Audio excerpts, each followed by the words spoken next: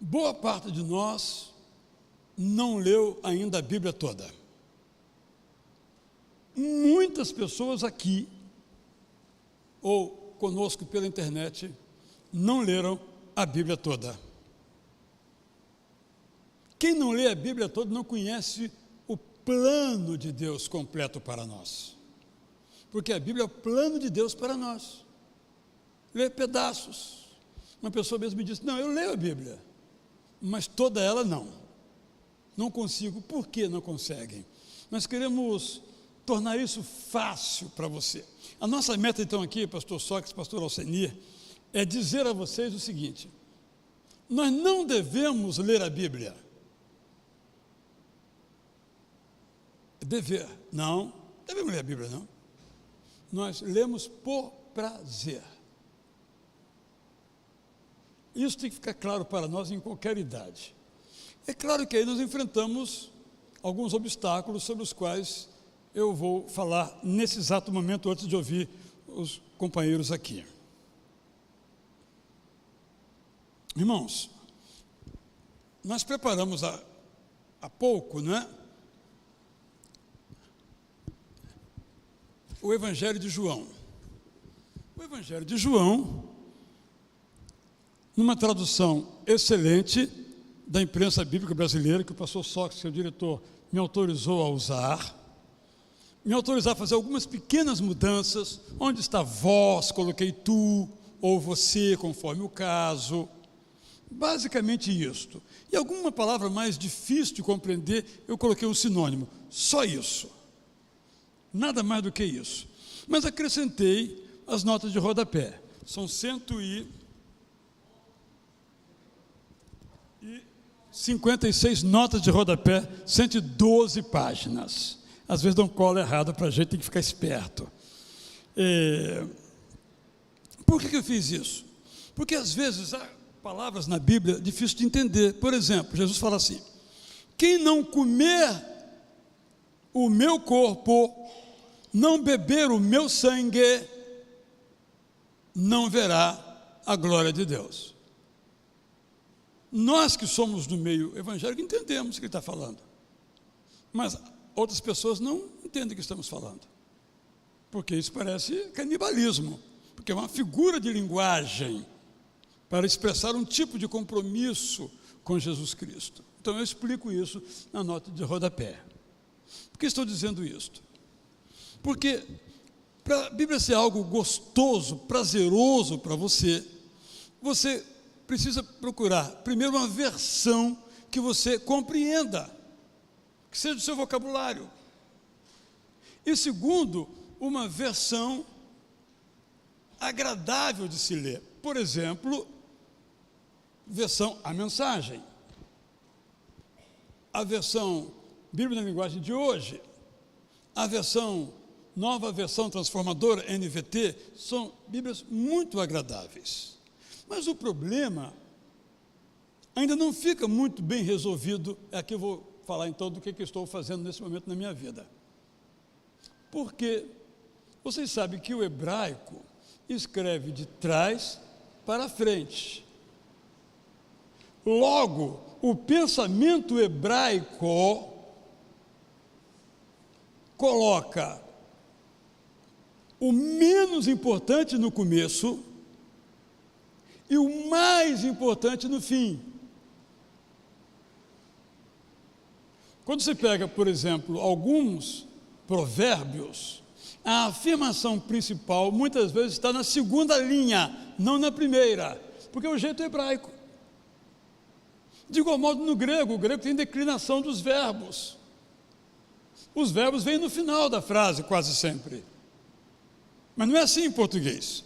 Quando então foi feita a tradução magnífica de João Ferreira de Almeida no século XVII, ele manteve a estrutura das línguas originais na língua portuguesa. Mas tem um outro probleminha ainda. Nós, brasileiros de hoje, nós não pensamos como o brasileiro do século XVII pensava. Nós pensamos diferente. Não me refiro aqui a palavras, é o modo de pensar, o modo de raciocinar. É diferente. Houve uma mudança nesse tempo. Por isso é importante que você encontre uma Bíblia que se expresse do modo como nós pensamos. Então, eu estou empenhado em fazer uma versão da Bíblia que tenha o propósito não de levar o leitor à Bíblia. Nós estamos aqui no século 21.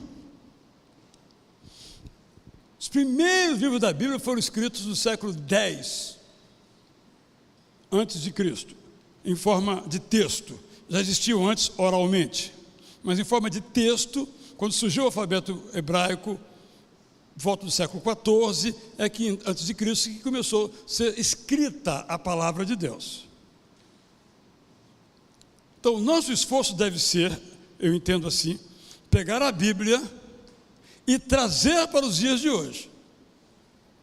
Porque nesse esforço de levar a Bíblia até o passado, muitos nos perdemos. Então, o nosso esforço é pegar a Bíblia, é isso que eu estou empenhado, e trazer para os dias de hoje. Vou dar um exemplo. Um dos provérbios, eu fiz isso hoje de manhã, diz assim: para se tomar uma decisão, se lançam os dados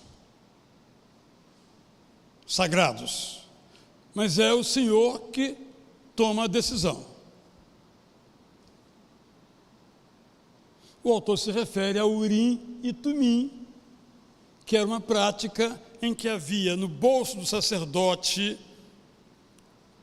uns objetos que brilhavam conforme sim ou não na consulta que o sacerdote fazia ao Deus eterno. As pessoas viam qual era a resposta, sim ou não. Lembra como Davi ia para a guerra? Ele lançava Urim e Tumim. Vou ou não vou para a guerra? Urim e Tumim. Mas isso não faz nenhum sentido hoje. Então, como trazer isso para cá, para que isso faça sentido para nós, sem mexer no conteúdo, na ideia do conteúdo, mas trazer para os nossos dias? É um trabalho que eu estou empenhado e já fiz todo o conjunto dos evangelhos e pretendo publicar, se Deus me der todas as condições necessárias, na virada do primeiro trimestre, que são os evangelhos ou a biografia de Jesus segundo os evangelistas. Nesse mesmo esforço, trazer a vida de Jesus para os nossos dias, para que ninguém, ao ler o texto bíblico, faça alguma pergunta: o que é que isso significa? Pode perguntar como é que eu vivo isso, como é que eu pratico isso, mas não o que isto significa. É este o esforço no qual estou envolvido. Eu peço as suas orações. Mas nosso propósito hoje aqui é levar você a sair daqui hoje dizendo no seu coração: eu vou ler a Bíblia toda, ou vou ler de novo a Bíblia toda. Por quê? Queremos convencer você, nossa proposta é muito clara, queremos convencer você a ler a Bíblia. A Bíblia tem uma linda história no Brasil, e parte dessa história é a Sociedade Bíblica do Brasil, que hoje é a maior editora de Bíblias, talvez do mundo, não só de língua portuguesa ou só da América Latina, mas também da imprensa bíblica brasileira. O pastor Sócrates, em 4 minutos e 40 segundos, vai nos contar então agora o que é que fez essa imprensa bíblica brasileira para o Brasil e o que é que ela faz hoje. Eu só vivi na Bahia, tá? Só viveu. Fui para lá com 6 anos. Mas todo mundo me chama de baiano, não tem problema não. Nem sempre a gente teve a Bíblia como nós temos hoje aqui no Brasil. Até 1944, as Bíblias que nós tínhamos em português tinham sido impressas ou na Inglaterra ou nos Estados Unidos. E tinha dificuldade de chegar aqui. Tinha os copoutores, né, que eram aqueles vendedores de Bíblia e livros, andando pelo Brasil. Tem um senhor que saiu aqui do Rio de Janeiro, montado a cavalo, e foi até uma cidade lá no norte de Minas, chamada Montes Claros, é uma grande cidade. E ele foi daqui até lá vendendo Bíblia. E ele é o fundador da primeira igreja batista de Montes Claros. Tem umas histórias assim, Eurico Nelson também era compositor, lindas, lindas, lindas. Tem um livreto já esgotado, mas alguns têm ainda, A Bíblia Como Chegou Até Nós, do Dr. John Min, escreveu. Mas o que aconteceu? No dia 2 de junho de 1940, 6 homens reuniram aqui no Rio de Janeiro com o objetivo de produzir a Bíblia no Brasil. Eu não tenho o nome de todos eles, mas sei que pastor Manuel Avelino de Souza, J.J. Calçat, Abercrombie, esses 3, eu lembro desses 3 que estavam nessa reunião. Então eles decidiram publicar a Bíblia aqui no Brasil, que era muito difícil.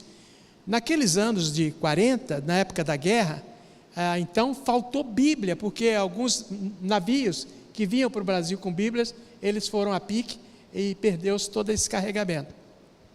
Então, no dia 2 de junho de 1940, eles fizeram uma reunião, os 6, e decidiram que iam produzir Bíblia no Brasil.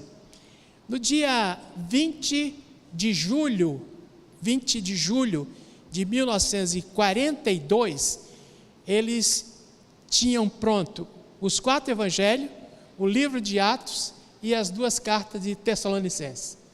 E continuaram trabalhando. No dia 25 de junho de 1943, eles decidiram então publicar a Bíblia em português no Brasil.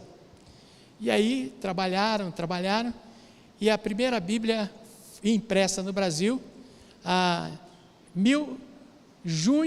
eu não tenho a data, mas foi junho de 1944, primeiro exemplar. Eu tenho na sede do escritório da convenção o 9º exemplar da primeira edição, o 9º exemplar publicado da primeira edição. Se alguém quiser conhecer, visite lá o escritório da convenção, aqui pertinho, né?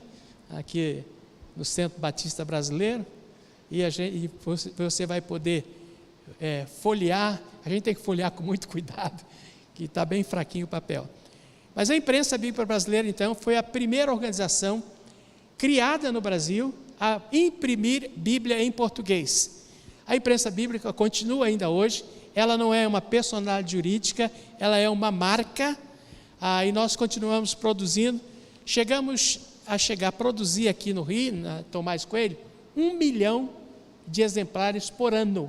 1 milhão de exemplares por ano. Hoje, essa demanda caiu, e tem caído por conta da gente usar Bíblias eletrônicas, mas ainda continua produzindo na Sociedade Bíblica mais de 1 milhão. Eu faço parte lá do Conselho da Sociedade Bíblica do Brasil, e a gente continua produzindo Bíblia em português, em espanhol, e grande parte da Bíblia em português que a gente produz vai para a África portuguesa e vai para Portugal também.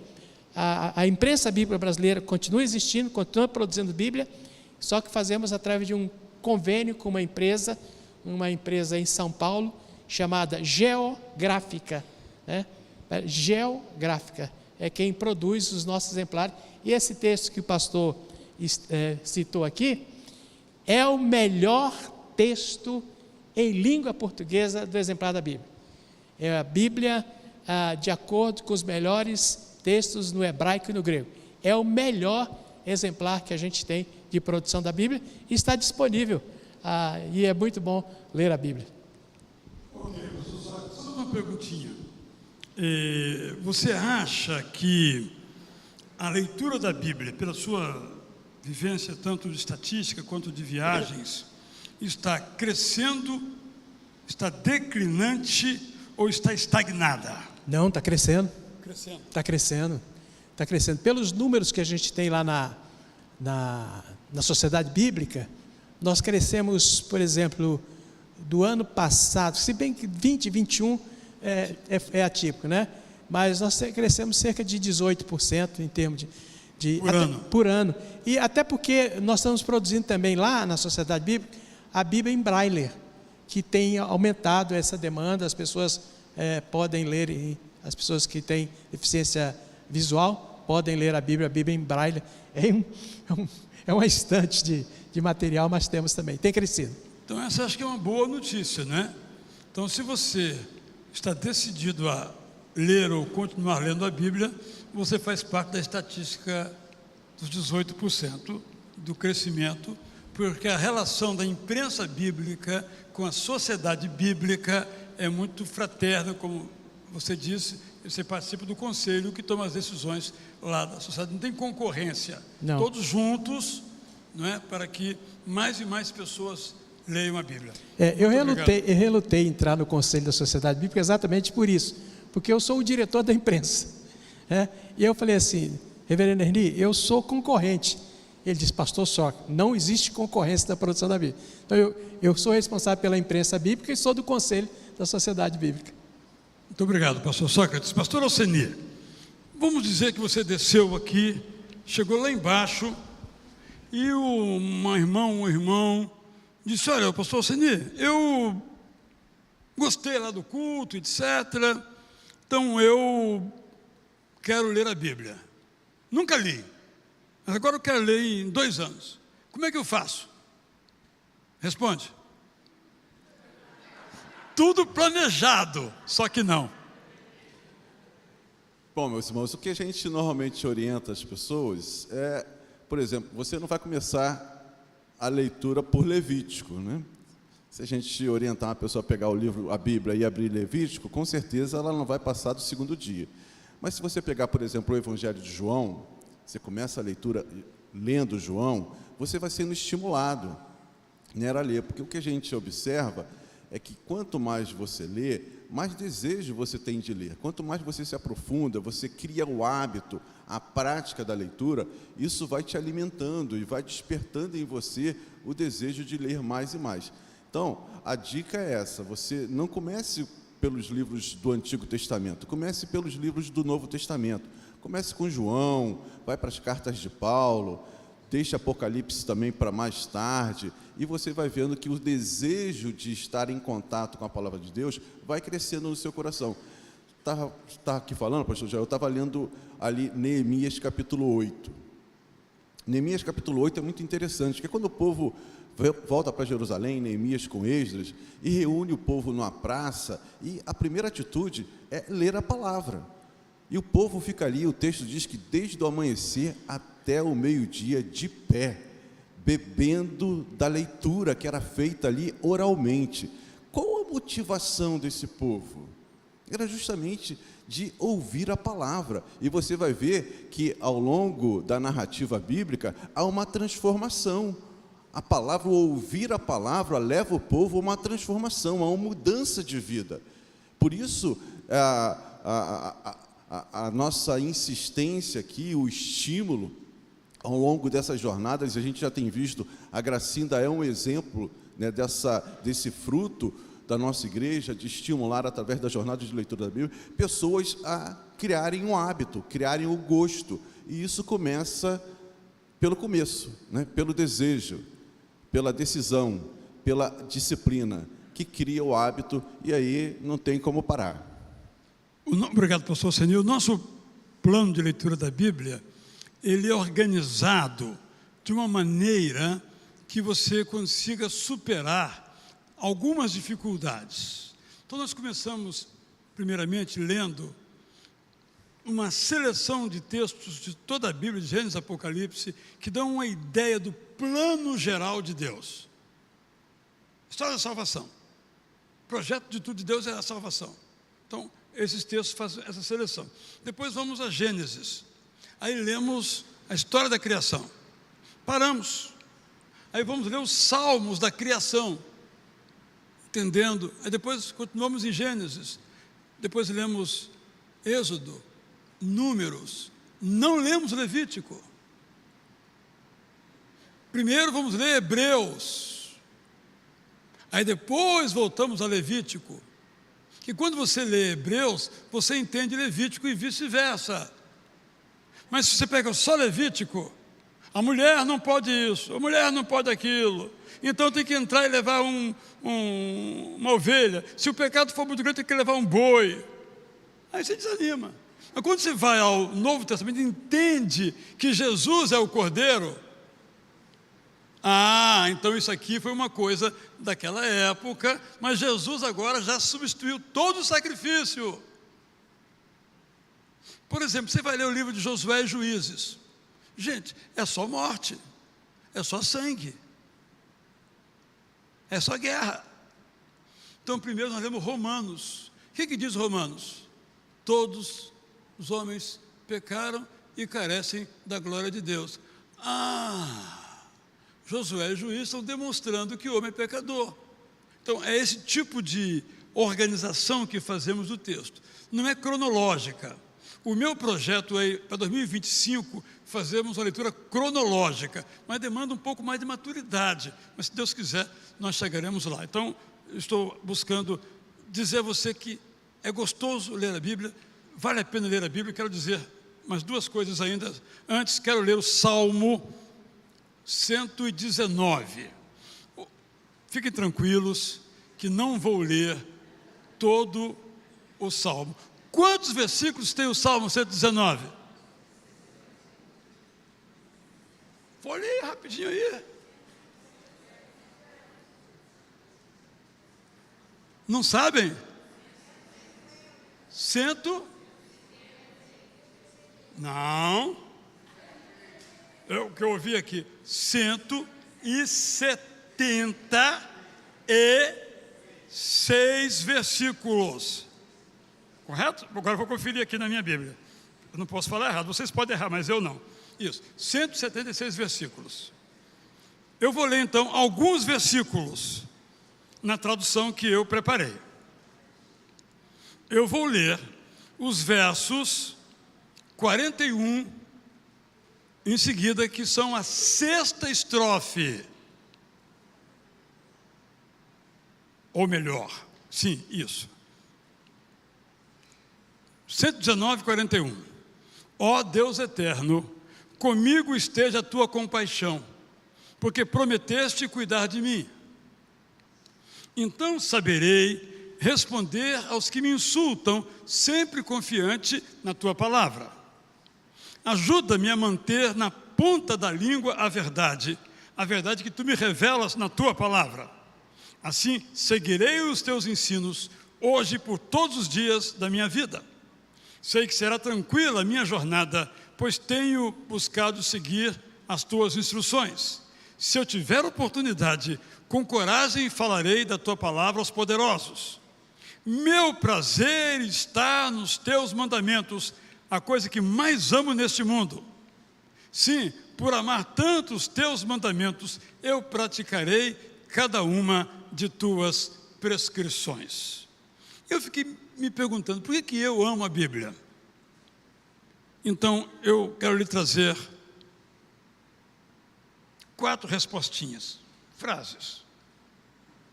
Eu amo a Bíblia, estou falando da minha vida pessoal, meu sentimento, a minha experiência. Eu amo a Bíblia porque com ela eu aprendo o que é o ser humano. Quem lê a Bíblia não se decepciona com o ser humano, porque a Bíblia nos diz quem é o ser humano. Eu, inclusive, infelizmente. Eu amo a Bíblia porque nela eu compreendo quem é o Deus eterno, para me encantar. Irmãos, o Deus revelado na Bíblia, um autor chamado J.G. Wright disse no livro o seguinte título: O Deus que age. É o título do livro, já disse tudo. Então, quando eu leio a Bíblia, eu fico encantado com quem é Deus. Eu gosto muito de citar esse episódio. Gênesis, nós lemos que Isaac queria ter um filho. Ele orou para ter um filho. E teve o filho. Quando nós lemos com mais detimento, nós observamos que a resposta de Deus demorou 40 anos. Viram como faz sentido a gente orar e às vezes Deus não responder? Mas respondeu. Encantador isso. Terceiro, eu leio a Bíblia porque eu sinto Deus comigo. Aqui, pastor Sócrates, vou cometer uma heresia teológica. A Bíblia é Emanuel. A Bíblia diz que o Emanuel é Jesus Cristo, não é verdade? O Deus conosco é Jesus Cristo. Mas eu estou dizendo que a Bíblia é Emanuel, porque eu conheço Jesus através da Bíblia. Eu conheço o Deus eterno através da Bíblia. Eu sou orientado a viver através da Bíblia. Eu sinto a presença de Deus ao meu lado através da Bíblia. Por isso, estou chamando a Bíblia de Emanuel. Como no culto das 19 horas, vou chamar o Espírito Santo de Emanuel. Uma heresia de cada vez. Mais ainda, quarto lugar, eu amo a Bíblia, porque através da Bíblia eu sou estimulado a pensar. Esse negócio de que crente só tem um livro, só segue um livro, e é obtuso, fechado, fundamentalista, isso é uma ignorância sem fim. A Bíblia me estimula a pensar. Se eu não pensar, eu não consigo ler direito, porque ela é muito profunda. Não falo aqui de compreensão, falo de profundidade. Algum filósofo, seja ele grego, romano ou francês, escreveu um livro tão profundo quanto Eclesiastes sobre o que é a natureza humana. Como eu sempre cito aqui, algum poeta, desde Hesíodo, passando por Shakespeare, Manuel Bandeira, escreveu sobre o amor, como o apóstolo Paulo em 1 Coríntios 13? Sem chance. Dá de 10. Paulo dá de 10 em Hesíodo. Ou Shakespeare, de 10. E eu acho que estou sendo modesto. A Bíblia me ensina a pesquisar. Eu fico encantado, eu leio lá um trecho na Bíblia, um certo lugar, uma certa circunstância. Como é que é esse negócio mesmo? Você se lembra que Jeroboão, ele fez 2 templos no chamado Reino do Norte. Ele fez um templo em Betel, no sul, coladinho com Jerusalém, e fez um templo em Dan, no norte, do Reino do Norte. O que quer dizer isso? Ele controlava a religião. Ninguém precisava ir a Jerusalém. Quem morava no sul ia adorar em Betel. Quem morava do meio para o norte ia adorar em Dan. Quando você vai a Israel, você encontra lá ainda resíduos desses templos. Olha, parece uma coisa assim fortuita, mas isso é uma coisa fascinante, você fica encantado. Todo dia, irmãos, é literal, todo dia tem uma descoberta arqueológica nova. Eu fico louco com um negócio desse. Todo dia eu leio arqueologia bíblica, todo dia eu entro ou no jornal Al-Aram do Egito, ou no Jerusalém Post, tem uma seção só de arqueologia bíblica. Todo dia tem uma descoberta nova. Aí eu fico louco, vontade de estar lá, porque é tão fascinante você ler, às vezes, meia linha na Bíblia, meia linha. Os arqueólogos pesquisam 100 anos e descobrem aquela moedinha ali com efígie, por exemplo, como descobriram agora a efígie do período dos Macabeus, século II. Sou estimulado pela Bíblia, não só a pensar, pesquisar, mas por imaginar. Ontem, com o falecimento da Nélia Pinhon, que era escritora brasileira tão importante, ela falando da imaginação. Imaginação não é você ficar assim imaginando, não. Demanda leitura, pesquisa, imaginação. Então, como é que era Davi, hein? Eu fico louco de vontade de saber como é que era o Davi. Como é que o Davi escreveu o Salmo 23? Não havia papel, não havia nenhum outro recurso naquela época a não ser pedra. Ele escreveu na pedra. Ele é um secretário dele na pedra. Eu fico, desculpe de novo me repetir, eu fico louco, queria fazer uma viagem no tempo para ver o Davi escrevendo o Salmo 23. É isso que eu chamo de imaginação. Como é que pode ser isso? Como é que um cara pode escrever um poema desse, gente? Que a gente lê de trás para frente, de frente para trás, e cada vez que você lê, você vê Deus do teu lado. Como é que um cara pode fazer um negócio desse? É assim, Isaías 53, 52 também, que é um negócio assim, arrebatador. E a Bíblia me instila a confiar, né? Aquele versículo conhecido, né? Que Deus não muda. Olha, se Ele fez isso na Bíblia, não vai fazer mais? É isso? Ele parou? Existe uma corrente teológica chamada cessacionista. O Deus da Bíblia não existe mais. Esse negócio que abriu o Mar Vermelho, de curar não sei quem, não tem mais, não acontece mais. Isso foi lá na Bíblia, no passado. Não. Deus não muda. É o mesmo. Se Ele fez lá e não faz agora, não curou fulano, me cura a mim também. Não resolveu aquele problema, resolve o meu também. Não multiplicou o pão e peixe, multiplica também agora. Deus não mudou. Então, a Bíblia me estimula a pensar. O maior livro de filosofia do mundo é a Bíblia. A Bíblia me estimula a pesquisar. A Bíblia me estimula a imaginar. A Bíblia me estimula a confiar. Então, tudo muda, menos a palavra de Deus.